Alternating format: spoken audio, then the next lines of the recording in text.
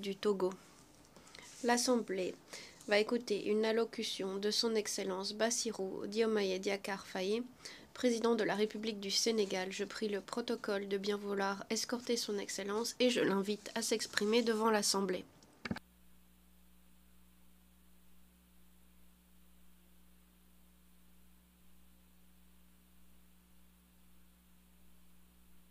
Président de l'Assemblée générale, Mesdames, Messieurs les chefs d'État et de gouvernement, Monsieur le secrétaire général, Madame la secrétaire générale adjointe, Mesdames, Messieurs, distingués invités.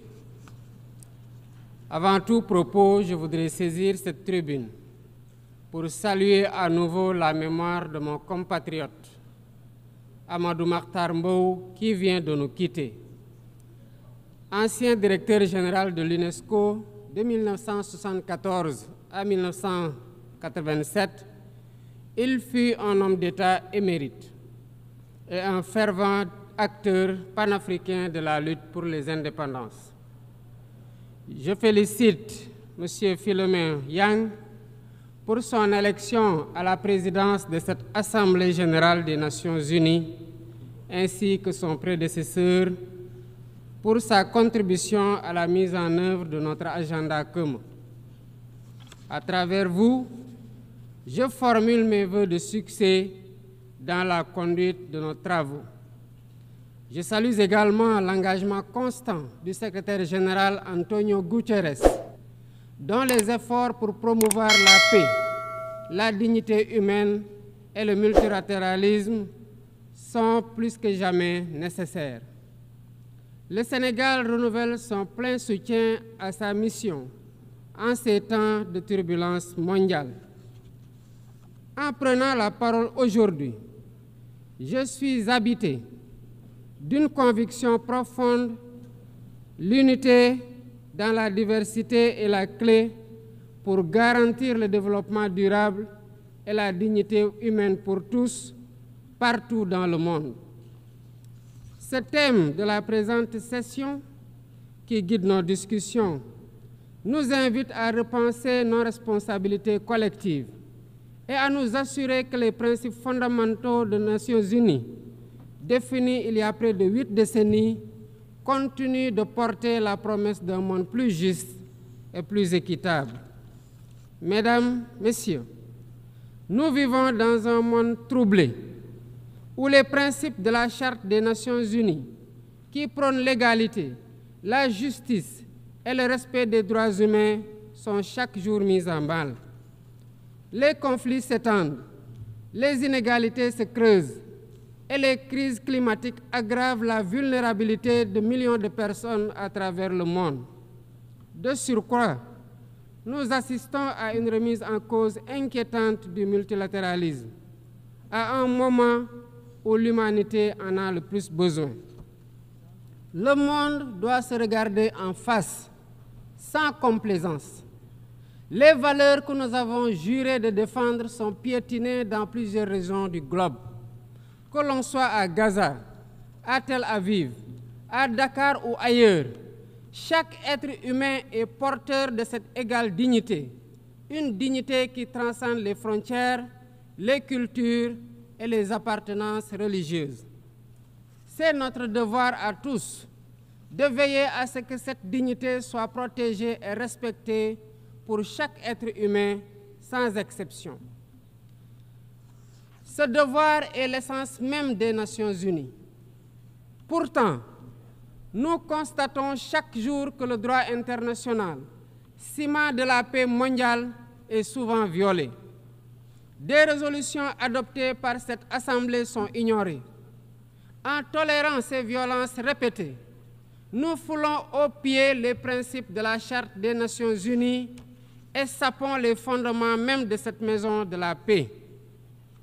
Jamais les fondements des Nations unies n'ont autant vacillé qu'en ces temps de violence et de peur et d'incertitude. Si nous voulons éloigner le spectre de la guerre et œuvrer à l'avènement d'un monde meilleur, alors il est temps de changer les paradigmes.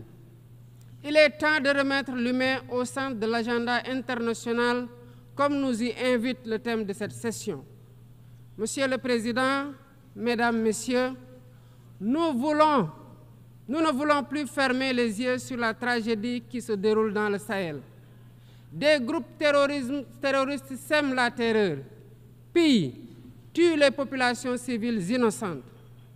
Cette région, autrefois stable, est désormais en proie à une violence quotidienne, tandis que les Nations Unies, particulièrement le Conseil de sécurité, restent trop souvent inertes.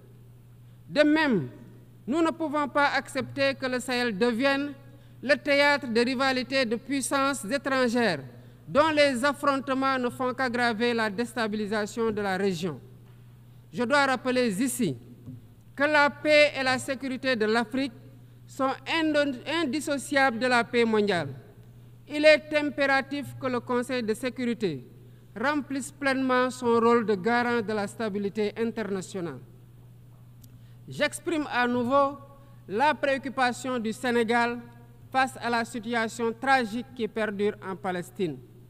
Des générations entières y ont grandi sous l'ombre de l'oppression, privées de leur droit fondamental à un État viable. Le Sénégal, en tant que président du Comité pour l'exercice des droits inaliénables du peuple palestinien, appelle à un cessez-le-feu immédiat et durable. Nous réitérons notre soutien à la solution des deux États, avec Jérusalem-Est comme capitale de la Palestine, conformément aux résolutions pertinentes des Nations Unies. Cette guerre qui n'épargne ni femmes, ni enfants, ni infrastructures vitales est une plaie ouverte sur la conscience internationale. Il est impératif que le droit international humanitaire soit rétabli dans toutes les zones de conflit et que les Nations Unies jouent pleinement leur rôle de médiateur et de garant de la paix. Mesdames et Messieurs, la paix n'est pas seulement l'absence de guerre. La paix, c'est aussi la possibilité pour chaque être humain de vivre dans la dignité, de se nourrir, de se loger, de s'éduquer et de recevoir des soins. Or, aujourd'hui, plus de 750 millions de personnes ne mangent pas à leur faim et des millions basculent chaque jour dans l'extrême pauvreté. Ces chiffres éloignent de plus en plus le monde des objectifs de développement durable fixés pour 2030. Nous ne pouvons plus accepter que les mécanismes de gouvernance mondiale continuent de reproduire ces inégalités. Il est alors temps de rompre avec la logique du chacun pour soi et de bâtir un nouveau contrat social global fondé sur la solidarité et la coopération. Ce contrat doit inclure des réformes majeures pour s'attaquer aux défis politiques, économiques, environnementaux de notre époque. Premièrement, il est impératif de sauvegarder et de renforcer le multilatéralisme comme cadre unique d'action pour la paix et la sécurité internationale. Cela passe par une réforme urgente des institutions mondiales, notamment le Conseil de sécurité, le FMI, la Banque mondiale, afin qu'elles soient plus inclusives et qu'elles reflètent les réalités géopolitiques et économiques actuelles. Le continent africain, en particulier, doit avoir une place plus importante dans ces instances de décision. Deuxièmement, il est temps de corriger les injustices économiques qui freinent le développement de nombreux pays du Sud. Le commerce illégal, l'évasion fiscale, les flux financiers illicites et les congés fiscaux abusifs ruinent les pays en développement, notamment en Afrique. Ces injustices doivent être corrigées pour permettre à tous les pays de participer pleinement au commerce mondial et de bénéficier de la croissance économique. Troisièmement, il est essentiel de garantir avec détermination et d'agir avec détermination contre le réchauffement climatique en respectant le principe de responsabilité commune mais différenciée. Les pays industrialisés responsables historiques des émissions massives de gaz à effet de serre doivent intensifier leurs efforts pour financer une transition énergétique juste et équitable qui ne pénalise pas les pays en développement. nous devons impérativement protéger notre planète sans sacrifier les droits des nations les plus vulnérables à poursuivre leur développement. Quatrièmement, il est nécessaire de rompre avec toute tentative d'imposer des normes civilisationnelles unilatérales. Depuis son indépendance, le Sénégal a toujours défendu l'égale dignité des cultures et des civilisations.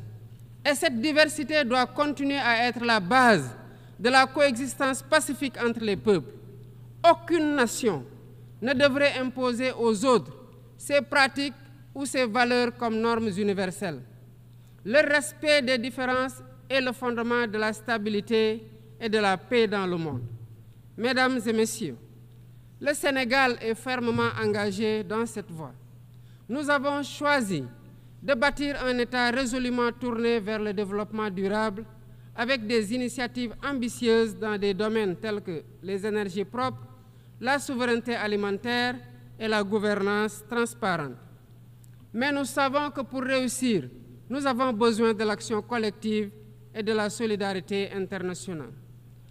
Aucun pays, aussi puissant soit-il, ne peut relever seuls les défis qui menacent l'humanité. Il nous faut donc agir ensemble, unis dans la diversité, pour construire un avenir où la dignité humaine est respectée, où la justice prévaut et où la prospérité est partagée.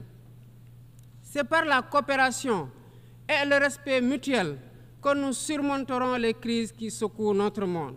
Je vous remercie de votre aimable attention.